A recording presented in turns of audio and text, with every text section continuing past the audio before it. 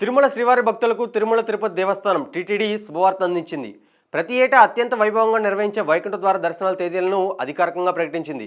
ఈ ఏడాది డిసెంబర్ 30 నుంచి 2026 జనవరి 8 వరకు మొత్తం 10 రోజుల పాటు భక్తులు వైకుంఠ ద్వారాల ద్వారా స్వామివారిని దర్శించుకోవచ్చని టీటీడీ తెలిపింది. ఈసారి సామాన్య భక్తులకు పెద్దపీట వేస్తూ టీటీడీ పలు కీలక మార్పులు చేసింది.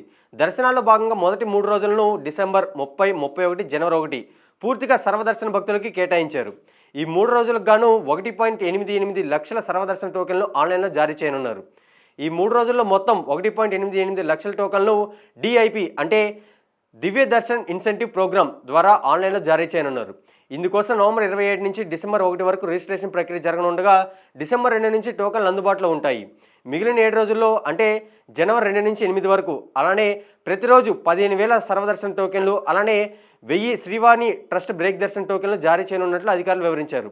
సామాన్య భక్తులకు ఎక్కువ సమయం కేటాయించేందుకే వీలుగా వీఐపీ బ్రేక్ దర్శన సమయాన్ని గణనీయంగా తగ్గించారు. మొత్తం 184 గంటల దర్శన సమయంలో 164 గంటల సర్వదర్శనాన్ని కేటాయించారు.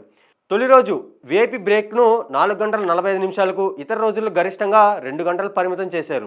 ఈ 10 రోజుల్లో సుమారు 8 లక్షల మంది భక్తులు దర్శనం చేసుకోవచ్చని టీటీడీ భావిస్తుంది. భక్తుల అధికారిక వెబ్సైట్ www.tirupatibalaji.ap.gov.in ద్వారా మాత్రమే టోకెన్లు బుక్ చేసుకోవాలని అధికారులు సూచించారు.